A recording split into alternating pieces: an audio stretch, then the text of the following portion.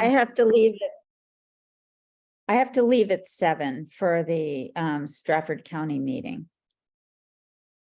Okay, yeah, hopefully we're not gonna go that long. So I Okay, guess the goal of today's meeting was mostly to talk about the state budget that recently passed. Hear what everybody has to say about that. I guess we have Rebecca Kwoka and then Tom Southworth to talk about it. I'm curious about a couple things myself related to the budget. My understanding is this is like the first time in over 20 years that the budget passed without going to committee. I mostly saw that through like conservative news outlets or singing praises of it. So I'm not really sure what to think of that. And then I'm a doctor, so I always keep an eye on like the health insurance. So Medicaid, I guess, was a Medicaid expansion. And then I know that there's some other things too. So I don't know. Anybody wants to go first or start it up? Well, David, just to point out, you lost Tom. So Rebecca might have to start. I guess I do see that. I guess he did cut out. Okay. Yeah. Right. Yeah, so I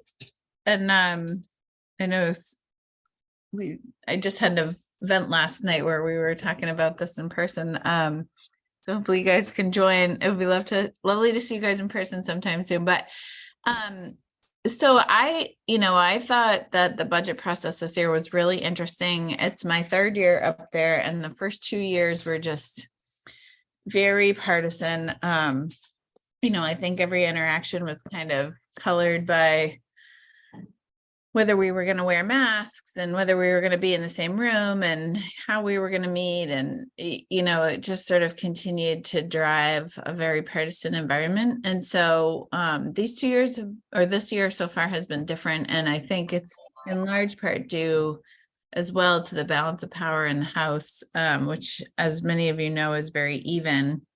There's 200 Republicans and now I think 198 Democrats. It keeps creeping up as we win these special elections. So it really gave us some leverage as Democrats to be able to negotiate in the budget and to get some things in there, that have been priorities. And so it was fascinating to be involved in. I was really heavily involved, especially on the issue of housing. That was an issue that I was kind of working with both chambers and both parties on. And we ended up with a historic investment in housing. It's more money invested in housing production than we've ever seen in the budget. And so that was exciting.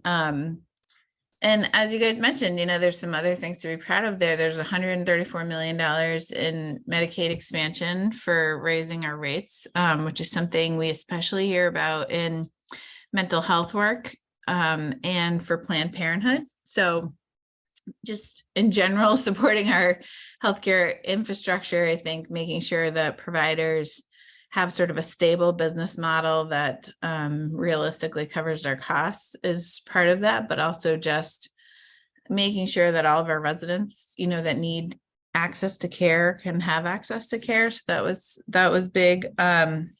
Education funding was a little bit of a mixed bag. Overall, the funding was up, but there were definitely some winners and some losers in that formula.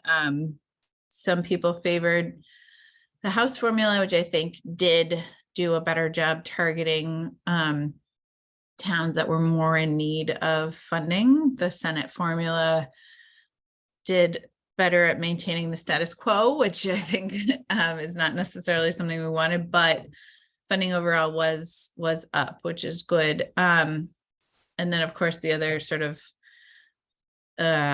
negative on that piece is that we did see some expansion in the education freedom accounts, which was a standalone bill, but did allow more people to qualify to kind of take that money out of the public school system. So there was that. There was a 12% raise for state employees, which is long overdue. When you look at the history of the raises that have been given, we have a 20% vacancy at the state level for agency and state employees. So recruitment and retention is an important piece.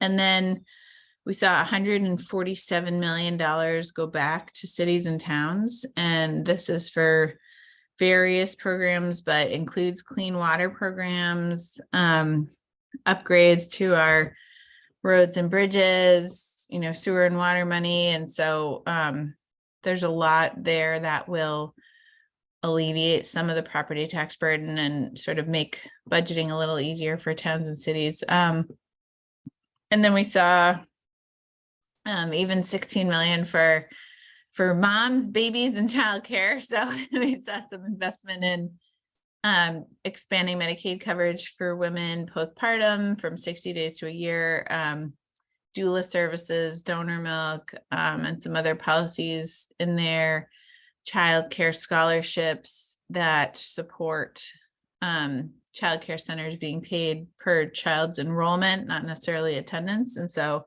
that's been really important as we go through like COVID and winter sicknesses and all sorts of stuff.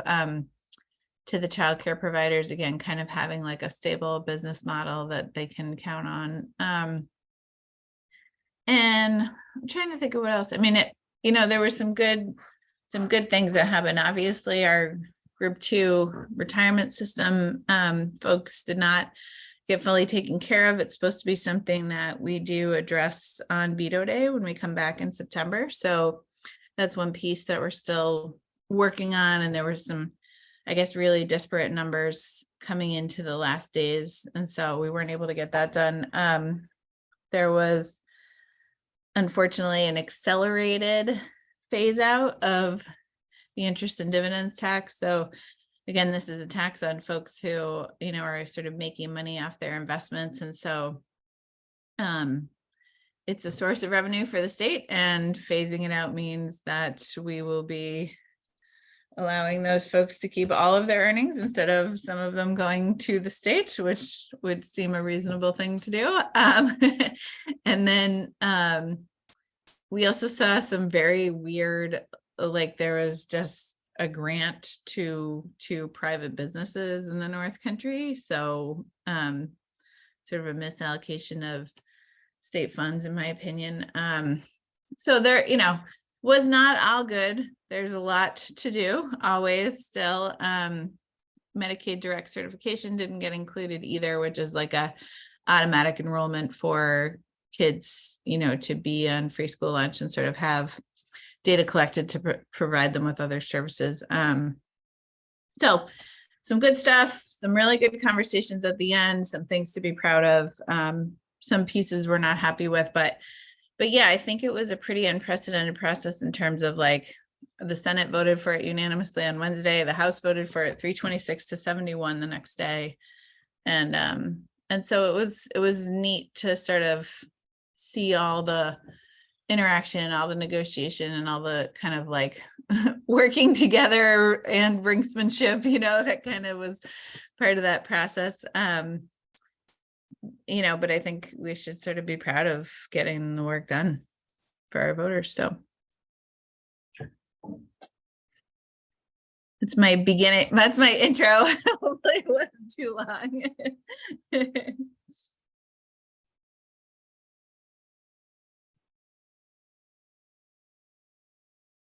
Sorry, I was muted there. I was starting to talk. I guess Tom was able to hop back on. I don't know if he wants to give us the House view on things. Yeah, it is a little different. Again, it was fascinating, and I crossed off a bunch of things that were already shared.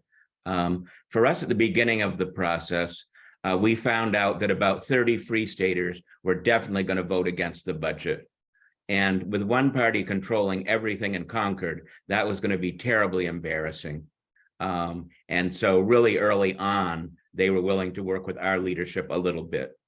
I should probably put my face on. So we did know that from the beginning, and on the House side, tried to put as much as we could. And again, as was explained, many good things didn't make it into the budget, really many critical things. But there is, I think what I'll do, just having been on Ways and Means and spent a lot of time on the money, talk a little bit about the smoke and mirrors part of it, because I understand the celebration. it is hard for me to say that both a couple of the Senate leaders and House leaders are heroes. So I think that is stretching it quite a bit. Especially, I won't name names, but they really aren't heroes.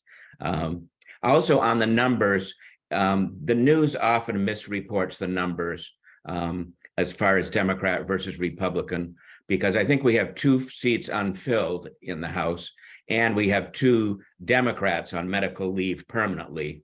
And so that actually gives us another -4. But you can look at the numbers differently. Just each month they have changed, basically. We just added 1 Democrat, but we're going to have, I think we have 2 more unfilled positions that we want to keep Democrat, but we still have 2 Democrats that for now are on permanent leave. They haven't come at all. So, when you're looking at attendance, at least when it's so close, you kind of have to remember those 4, 2 unfilled and 2 on leave. And that does put a little more pressure on us. Anyways, I just wanted to clarify that because I know some people really, like the numbers. The school, as was mentioned, was really a mixed bag. I was really shocked from the very beginning after touting this new formula that they barely helped the poor communities. The Democratic formula did a little bit, and the Senate certainly didn't. Again, it's kind of what I call smoke and mirrors. One of the senators did a last minute amendment that added 7 million, 3.5 million a year to the poor communities. They gave 20 million more a year to the vouchers. So yes, thank you for the 3.5 million for poor communities, but the extra 20 million for the vouchers is for far fewer students. I feel like the public, it's hard for them to grab on, to all that information. And of course, again, one of the quotes that I wrote down was, and no districts lost money. Well, for most districts, they need to double their money. So it is good that none of them lost money, but I can't really brag about that to my constituents. Dover did very well. We got an extra 3 million. And that's because we have been faulted before because of the way they looked at enrollment. And really almost all of Dover's money was because they added $400 to the base enrollment.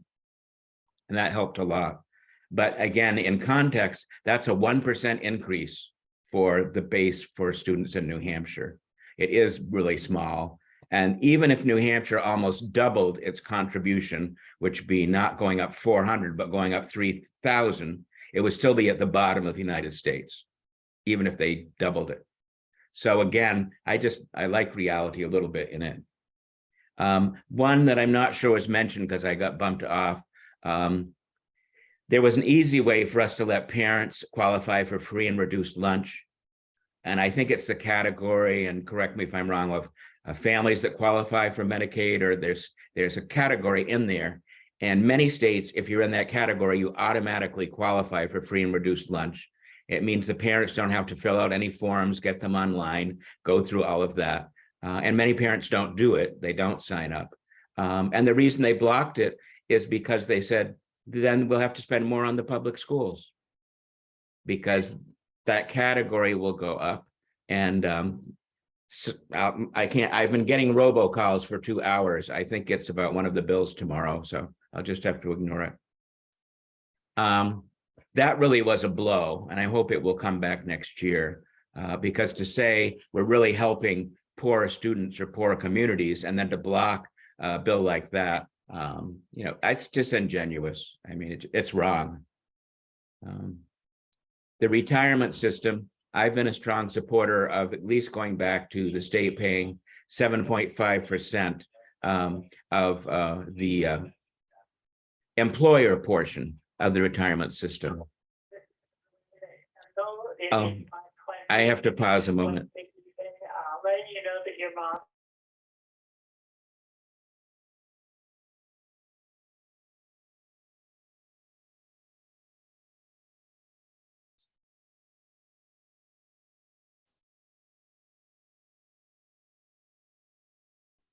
So you took yourself off mute. Do you have a question that maybe Rebecca can answer while we wait for Tom to get off the phone? Well, I'm very concerned about these school vouchers. And I mean, just bleeding money away from the public system. And I think that we shouldn't call them education freedom accounts, because that's one of those Republican names, you know, that they come up with that are lying names that we should just not use. I'm back. That's just, My mom fell at her assisted living, but she's fine. I think she just slid off her chair. The lightning scared her. So anyway, sorry. But yeah, vouchers I've been fighting for. That's why I'm in Concord. When they had the first universal voucher bill, I think in 2012, which came from a senator who came here from Virginia. They wanted to give everyone vouchers in New Hampshire because it's a national movement. And I was in public school for 43 years. So I went and testified against his bill. And then someone videoed me. And then the next thing I knew, they said, why don't you go to Concord?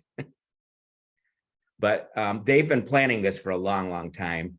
And again, they misinformed everyone by saying it was to help low-income students who needed to leave the public school and couldn't afford it. And that's not what it's about at all. All of the vouchers, like 90%, go to students who are already paying for private school. But that's just a quick comment on that. I only have a couple more things if you want me to just wrap it up. I was talking about the New Hampshire retirement system. I really wanted the state to start paying a small part of the employer contribution, and that would really help cities and towns. And for 1 year, they paid 7.5%. And then they said, again, a kind of a promise that the next time we did a full budget, they would look at making that permanent. And they didn't really consider it at all. And many committees have recommended it, even bipartisan groups. And it seems like with the current leadership, they're just not going to do it. But that would really help significantly cities and towns all around the state. So I was disappointed. I hoped it would get more momentum. On Ways and Means, we actually retained the phase out of the interest and dividends test as a bipartisan group. We all approved it. So of course it got snuck into the budget. But what that means is a person who earns $100,000 in interest and dividends, which means they're a multimillionaire, pays New Hampshire right now $4,000. So it's not this devastating tax. My mom pays $400 a year towards it from her CDs or whatever. So I would say it is a fair tax, but it has the word tax in it. And that's why they eliminated it. But it's gone. And it was closing in on 200 million a year. So we're going to lose 200 million a year or 2 billion a decade permanently. And there's no way it will come back.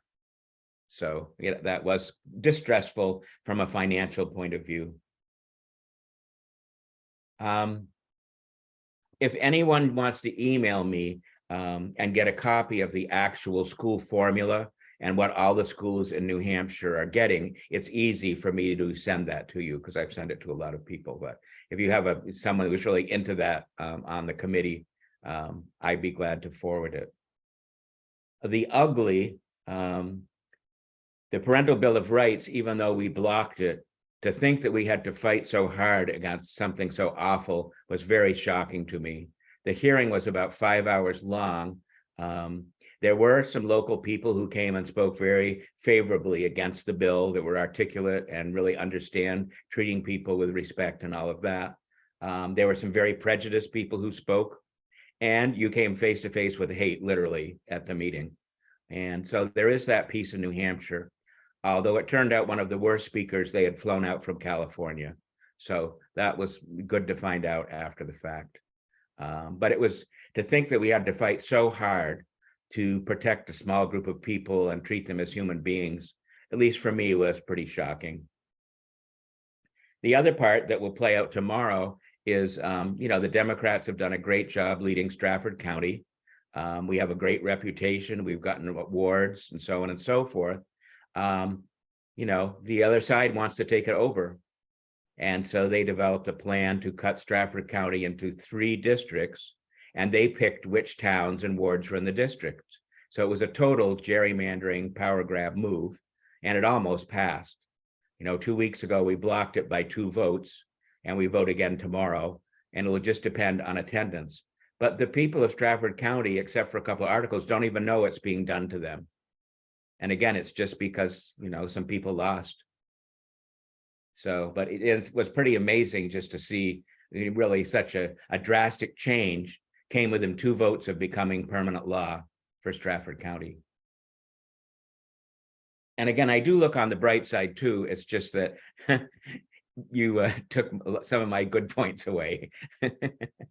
I mean, it was a miracle budget. But also for people to understand, let's say the Democrats had controlled the House, and they probably would have forced us to vote no on the budget. So there would have been no budget all summer, and we'd come back and vote in September and then blame us on all the hardship in the summer because there was no budget. So again, that's what I don't like in Concord, is all those kind of games. I like more the straightforward. Is this a good bill for Dover, Lee, and Madbury? Is this a good bill for New Hampshire? Let's think about it, yes or no. Not, you voted against my bill, I'm going to vote against your bill. I just try to tune those things out. So that's my quick update, sort of. Great. Does anybody have any questions about anything? Well, I wonder if somebody could comment summarily on how they feel the university budget fared and how clean energy fared overall. Because we're always behind all the other states around us. I know the numbers. I'm not sure what happened in the Senate. We did give the university system more, but they're almost up to what they got back in 2012. In 2012, when we were having a crisis, they cut funding about 50%. And we've been gradually building it back. So they're still quite behind. And again, we're still at the bottom of the United States as our support for university systems. Clean energy, we had some wins and losses, I guess is what I would say. We just got a bill from the Senate, which has some good things for energy in it, 1 good thing and 4 bad things. And we're going to vote on it tomorrow. We call it the Frankenstein bill. But, they put 5 bills together. 2 of them have been retained, 2 of them we don't like, and 1 we really like. And then we have to decide. What can I say? The Senate did pass it and send it over to us. And I'm leaning towards thinking the good part is very good. It's going to really let communities easily share energy with each other and so on, which can only be good for the future. And I know some communities that really want to do that. So I probably will hold my nose and vote yes. But of course, I would encourage you to, for what it's worth. Yeah.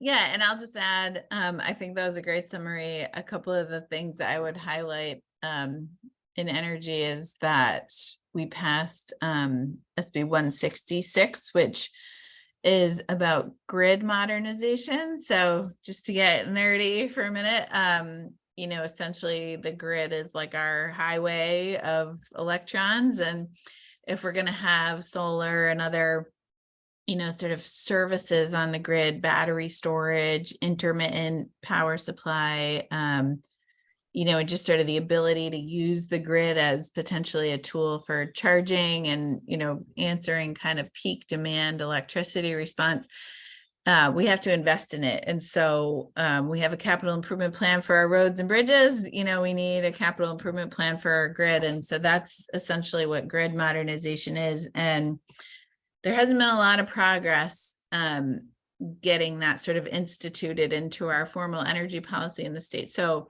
this sets up a working group at the DOE, which is less than we wanted. We wanted there to be the ability for the utilities to be planning for this grid, proposing upgrades and filing those plans with the PUC every 3 years and getting their costs approved. But we're not there yet. So we took a baby step, but I think that's good. And it mitigates some of the harm from HB 281, which you were just talking about, Representative Southworth, which includes the repeal of what's called the least cost integrated resource planning. And that's essentially for the utilities to be doing this, sort of planning at the least cost to ratepayers. And so it's bad for us not to have that planning program in place. But on the other hand, least cost has also been criticized because it doesn't kind of contain the equity and justice pieces that are really needed for sort of a modern grid planning. It's been kind of blamed for things like pipelines running through communities of color, or, you know, sort of citing overhead wires and in places that are less expensive, you know, to sort of meet their least cost mandate. So those two pieces kind of go together in my mind. They're both very important. So it's going to be really important to keep our eye on them next year, but a little bit of progress on grid mod. And then, yeah, as the representative mentioned, if we can see HB 281 pass, it would be good progress for solar net metering, and especially for our municipalities. The way the original solar bill was drafted for our municipal off-takers to take advantage of it, it sort of contained this artificial restriction where the projects and the purchasers of the power had to be in the same town. Mhm. And so that was kind of overly restrictive to solar development in the state. And I think removing that is going to open up the market some, which if we can get it through, it would be good. And then I'm just trying to think of what else happened on energy. I mean, there's been a lot of stuff on like game cameras, duck blinds, like, you know, Amanda, I'm sure you remember all that stuff. But in terms of highlights, you know, I think it's sort of like the Community Power Coalition feels like the highlight of this year on green energy. I think on offshore wind, we continue to just kind of do work outside of the legislative process, and my district feels right at the heart of that whole conversation. You know, just kind of trying to find what opportunities there are for the state to harness, you know, the ability to create jobs, to train our workforce, to build out the peer infrastructure, make sure our lobstermen can survive and that the lease areas are kind of built around their fishing grounds. Those have all been things that Senator Waters and I have been actively working on throughout the term. And so I think I sit on the BOEM task force for offshore wind. And so it's been some official process and some just, you know, old fashioned problem solving outside of bills and such. We did have one piece of legislation that supports workforce development and kind of creates grants for that in that industry. So again, some good, some bad, right? And there is a contrast. Again, I watched the end of the Senate hearings, the Senate budget vote, and they almost stood and held hands, but not quite. But I mean, you know, they had a battle and then they kind of, you know, went forward and made some compromises and so on. Well, they were kind of cheering at the end. We are not like that in the House. Our side of the aisle is pretty good, but I'd say the other side of the aisle has at least 3 factions, if not more. And it's rare that most of them are happy. So it's a contrast. I think it'll be interesting next year when I think the numbers will be even closer, but it won't be a budget year. And then in 2024, I do think the House will be ours, but you know, the Senate will have an iron grip. So we'll probably, you know, I mean, it's possible to get back some of the Senate, but it's much harder, longer hill to climb, whatever. The House, I think, will be very close. And, you know, there'll be all the other factors, who else is on the ticket or whatever. But we will see. Just wondering, what does grid modernization actually entail? Is it like better technology, like more lines? Like, you know, I mean, obviously there's the sources, but then there's the grid itself. Like, how are they defined? Yeah, it's, you know, it's complex, but it definitely includes a lot of ability for the grid to kind of be like 2-way, and more 3-phase lines are needed.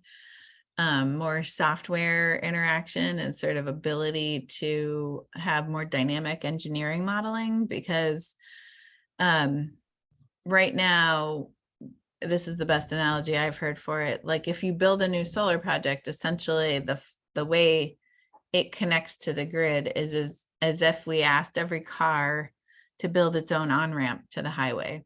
So if you go to plug into the grid as a solar project, you have to upgrade your substation, you know, at the cost of the solar project. Whereas if we looked at, you know, the grid as a true functioning highway, as sort of a common benefit, you know, as a common carrier, then all of the sources of electricity should be able to connect to our grid that's sort of prepared for them, and is modeled off of like projected energy use over the next decade. You know, it's a very reactive system right now. So I think there's many things we can do that would be a little better than what we're doing now.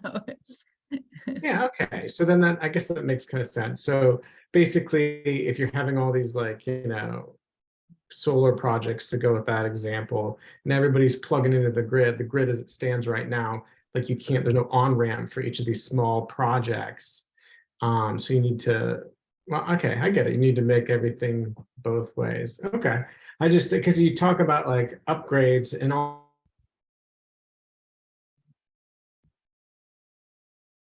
over again, you know, with the next thunderstorm. Yeah. Yeah, it's, you know, it's complicated, but it's also just, it kind of like, it makes sense, you know, once you're inside all the jargon. But I've been working in renewables for 10 years, and I feel like every day someone says something where I'm like, okay, explain that one to me, back up. And then I guess my other question was about education. I mean, as long as I've lived in New Hampshire, I've always wondered, like, during legislative sessions, does New Hampshire's abysmal education funding ever get brought up? Like that we're like so bad? Like I've lived in a lot of places all around the country, and you know, New Hampshire is by far the worst. I mean, it's just a point of pride. Don't people like get embarrassed that they care so little about education that they're not willing to fund it? Well, I'll give two perspectives. Right now, the leadership does not want to spend money on public education. They want it privatized. They've bought into the national movement. They would like to cut it back as fast as they can. So that's kind of shocking, I suppose, for some residents to hear. But also, New Hampshire's always prided itself in not spending much on anything. And, you know, that's just the way it goes. Again, they don't want the word tax anywhere. I didn't mention earlier, but our committee dealt with the cannabis bill with the money part. And when the bill started, everyone assumed there'd be a tax like the cigarette tax. And I would say most users were very fine with that. They just thought that would be normal. But again, the leadership on our committee said, we can't have the word tax in a bill. We've signed pledges. So, you know, that's, you know, really where we are right now. But when you go back 20 years, again, it's all about money. You know, New Hampshire wants to pay the very least for everything. They don't want to pay a penny towards Medicaid. The only way we got it was the hospitals made up the difference. We had to guarantee that New Hampshire wouldn't pay a thing. So, you know, that's pretty abnormal, but it's in the New Hampshire leadership DNA. If someone says no taxes, they'll get elected, even if they are, you know, I won't even say the adjectives, but, you know, it's just like, you know, catnip for certain people. Yay, the no tax state. But yes, also, you probably know they have skewed some of the education information. Yes, New Hampshire does well on tests, SAT, the national report card, and so on. But I was in education for 43 years. Your school has to agree to take the national test. And some of the schools don't have the structure that they can even take the test. So those aren't counted. And even though they try to get a representative group, pick some New Hampshire, some Manchester, Claremont, or whatever, we are skewed. We don't have a large minority population. Our private school scores do count in the SATs. So there are a lot of things, but the thing I'd say the most on Ways and Means before we plan the budget and get the revenue numbers, we have, and I think they do the same as Senate, like 6 really good speakers come on demographics and so forth. One thing that's unique about New Hampshire is the range is tremendous between the rich and the poor, you know, the different types of communities. It's a huge range. So whenever you see a report that's kind of saying the average New Hampshire student is doing great, That's really the middle of a really wide range. And you have a third or more of the state that's really at the bottom. And New Hampshire just has neglected them.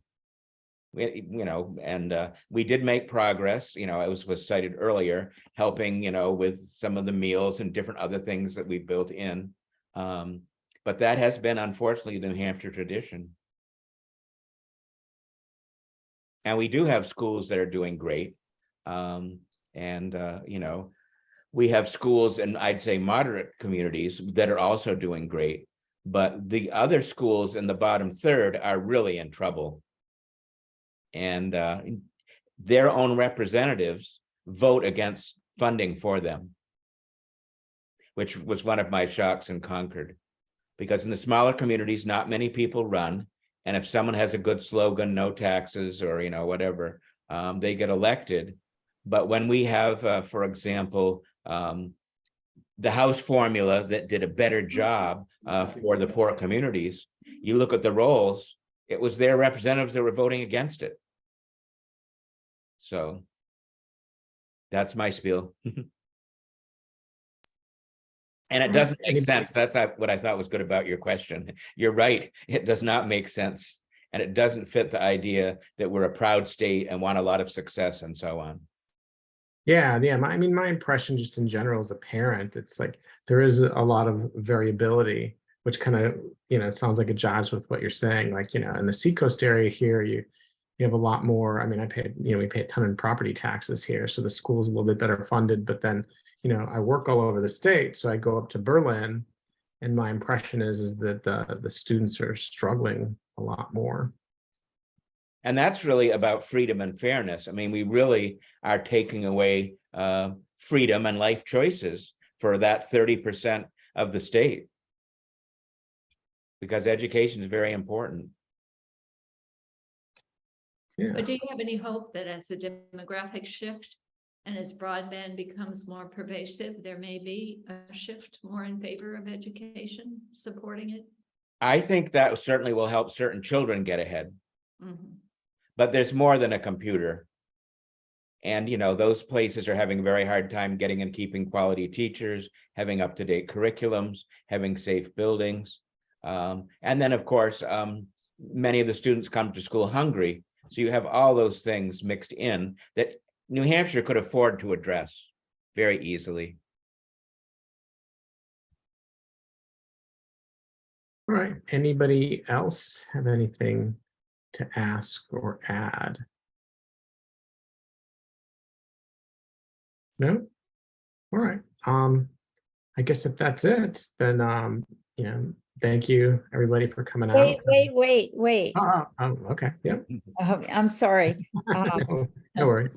I was across the kitchen. Here, I'll turn myself back on. I'm wondering how they get away with talking about the vouchers again. How do they get away with using those vouchers, which is public money, for religious schools? Well, there was one lawsuit, but the judge ruled that the right people weren't in the lawsuit.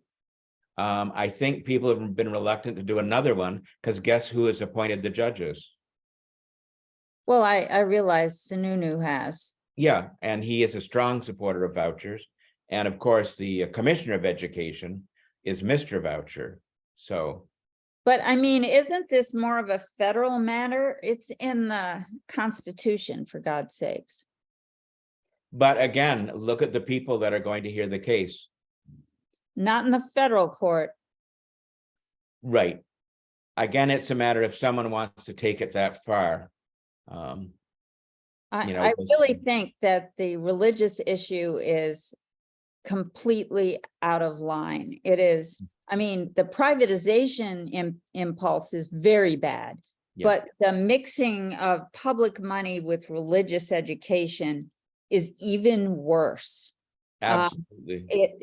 Because it's private plus religious. And it's like, well, it's like asking Jews to pay for Catholic school, or if there were a Sharia here, for Christians to pay for Muslims to get educated. I mean, they wouldn't go for that. They wouldn't. Most of the 20 million is going to go to religious schools with absolutely no strings.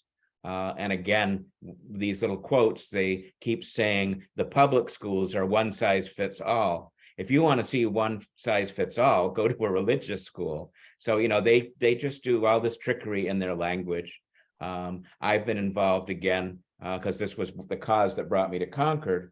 Our Christian school, 3 years ago, a student was transgender. He was going to be valedictorian. They just read him the Bible and expelled him. Is there any way we could do what Maine did, where they had this problem with the vouchers? And I believe it was that they passed a law.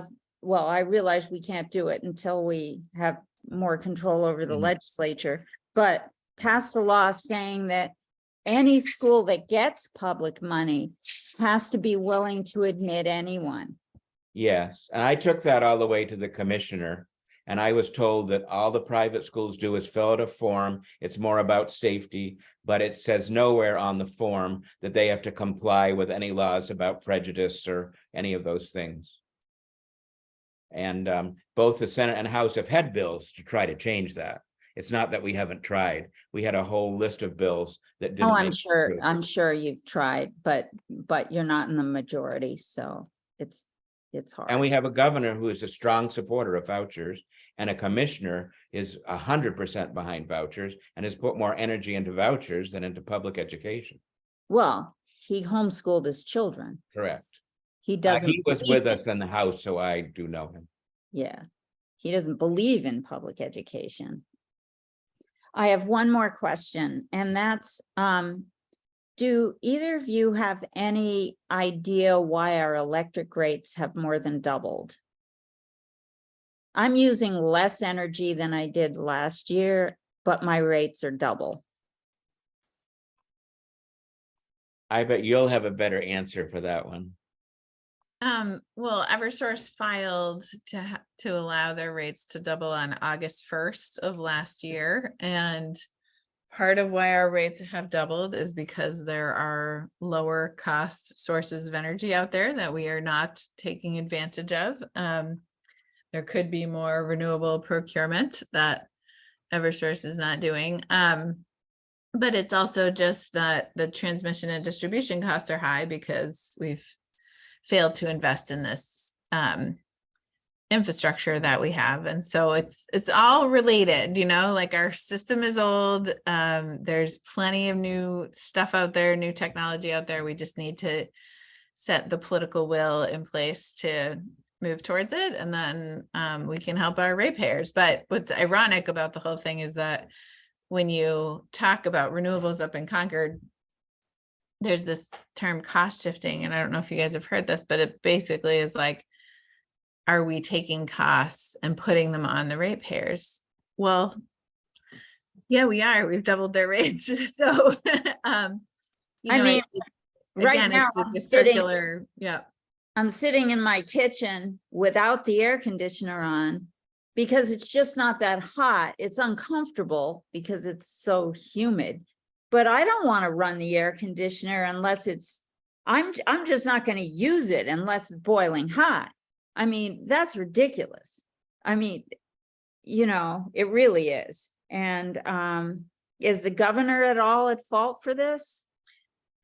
Yeah, I would say he's been a huge barrier to energy policy, and over the years I've been following it, I've sort of come to the conclusion that there's really just not good expertise around him, not that he seeks it out. So it's a complicated matter, but there's plenty of people in the state who understand it and could advise the administration on a forward-thinking energy policy. They're just not in the positions in the state to do that. So our Department of Energy exists now. That was something I wanted to do when I came to Concord because, for example, Massachusetts has something called the Department of Energy Regulation, DOER, and they're the ones that are driving policies like the SMART program, which, you know, has led to gigawatts of solar coming online in the past 3 or 4 years.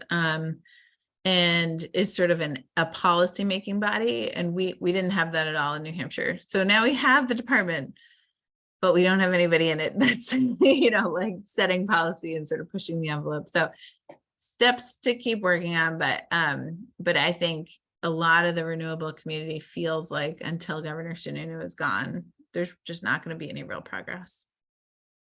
I think, I saw, and I don't know if you did, Rebecca, that the rate is supposed to go down in August, but I don't know what that means, of course. Yeah, I don't know if it's going to go fully back down to where it was. Yeah. it would have to go back down an awful lot to be meaningful. Yes, that's right. Yep. And, the war in Ukraine and supply chains and other factors have certainly played a part in the cost of electricity across the country. So we can't ignore those, but there's more we could be doing here. Yes.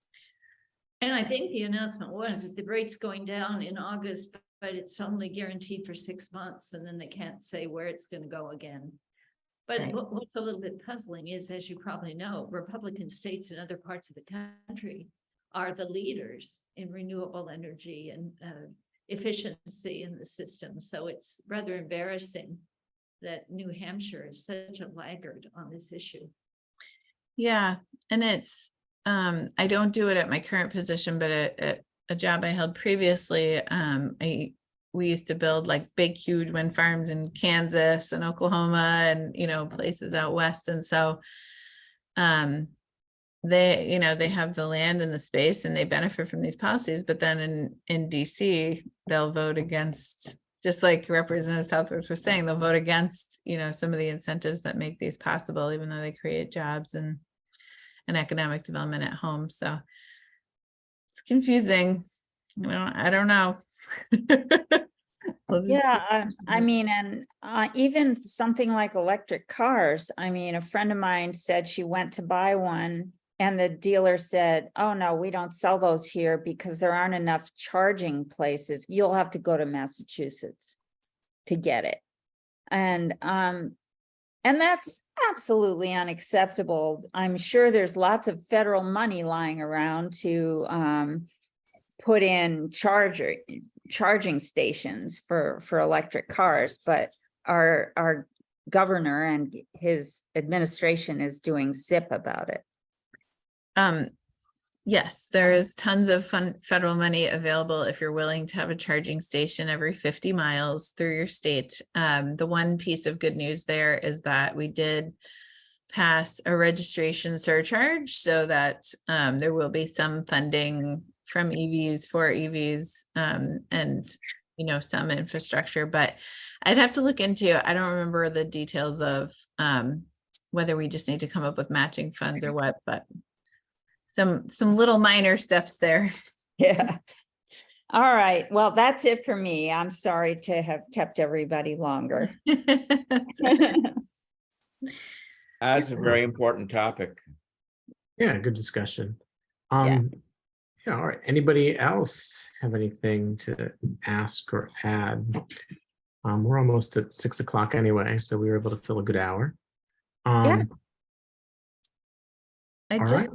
Well, I was just going to say, I won't take us past 6, but I did just want to mention that part of what got passed in the budget is my brand new Housing Champions program, which I'm super excited about. It's a partnership between the state and the cities to make grant money available for sewer and water if you're willing to zone in a more friendly way for housing. So just keep it in mind. We're going to be working on rules and trying to unroll that, but it's something I've been working on for 4 years. So I'm just excited about it. Great. All right. I guess is Amanda still? I think she's the one that has her hand on the steering wheel for the meeting. And are you there? Of course, yeah, but if you guys are good, we can just say good night and we'll see everybody at David's house in July. Yeah, please, everybody come on out. Yeah, I think I can make it. Yeah. Hoping to bring the All right. kiddos over. Fun. Yeah, the county vote will be around 11:30 tomorrow morning. Okay. Mm. We'll pay attention. Fingers crossed. Thank you, Rebecca and Tom. Thank you very much. Thank you. you guys. Good to Yeah. talk with constituents. Okay, Nice to see everyone. bye. Bye-bye.